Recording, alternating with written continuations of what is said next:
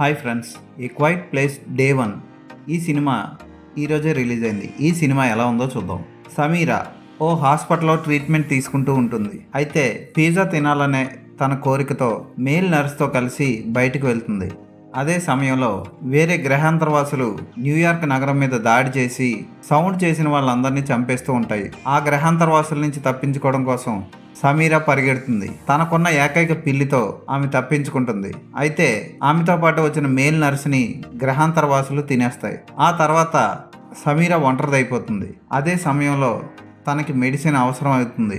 Eric అనే వ్యక్తి ఆమె జర్నీలో మధ్యలో చేరతాడు. ఎరిక్ వచ్చిన తర్వాత ఏం జరిగింది, ఎరిక్ సమీరా ఇద్దరు ప్రమాదం నుంచి బయటపడ్డారా లేదా, నగరంలో నివసిస్తున్న మిగిలిన ప్రజలందరూ ఏమయ్యారు, ఇటువంటి ప్రశ్నలకు సమాధానాలు సినిమా చూసి తెలుసుకోవాలి. మైకేల్ సార్నోస్కీ ఈ సినిమాకి రచయిత, దర్శకుడు. స్క్రీన్ ప్లేని చాలా చక్కగా రాశారు. ఈ సినిమాకి స్క్రీన్ ప్లే హైలైట్ అని చెప్పొచ్చు. ఫస్ట్ నుంచి లాస్ట్ వరకు చాలా సస్పెన్స్తో అప్పుడప్పుడు థ్రిల్స్ కలిగిస్తూ ఇంట్రెస్టింగ్గా సాగింది సినిమా.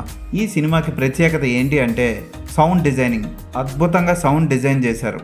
అలాగే అద్భుతమైన స్క్రీన్ ప్లే, టేకింగ్ కూడా ఆశ్చర్యపరుస్తుంది. నటీనటులు జోసెఫ్ క్విన్, లుపిత, అలెక్స్ తమ పాత్రలకు న్యాయం చేశారు. ముఖ్యంగా హీరోయిన్ అయితే కళ్ళతోనే చాలా భావాల్ని అద్భుతంగా పండించిందని చెప్పొచ్చు.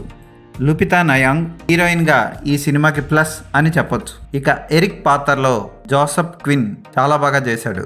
డివోన్ హోన్షు సైడ్ క్యారెక్టర్లో చిన్న పాత్ర బాగానే పోషించాడు. మిగిలిన పాత్రలు ఏముండవు. గ్రహాంతరవాసులు పర్వాలేదు అనిపిస్తాయి. అవన్నీ గ్రాఫిక్స్లో చేయడం వల్ల చూడడానికి చాలా ఆసక్తికరంగా ఉంటూ చేసే పనులు కూడా చండాలమైన పనులు చేస్తూ ఉంటాయి. ఏ క్వైట్ ప్లేస్ పార్ట్ 1, పార్ట్ 2 చూసిన వాళ్ళకి ఈ డే 1 ఖచ్చితంగా నచ్చుతుంది. ఇది సీక్వెల్ కాదు, ప్రీక్వెల్. అంటే 2 భాగాల కంటే ముందు జరిగిందే ఈ ప్రీక్వెల్. దర్శకుడు క్లైమాక్స్ని ఏం జరిగిందో చూపించకుండా సడన్గా ఆపేస్తాడు. హీరోయిన్ పిజ్జా తినాలనే కోరికని చివరి వరకు కొనసాగించడం బాగుంటుంది. హీరోయిన్ మందుల కోసం హీరో వెళ్లే సీన్ కానీ, జనరేటర్ సడన్గా కరెంట్ వచ్చి ఆన్ అయిన తర్వాత జరిగే సీన్ కానీ ఆకట్టుకుంటాయి. సినిమాలోంచి బయటకు వచ్చాక గుర్తుండిపోతాయి. ఈ సినిమాకి నేను ఇచ్చే రేటింగ్ 3.5/5.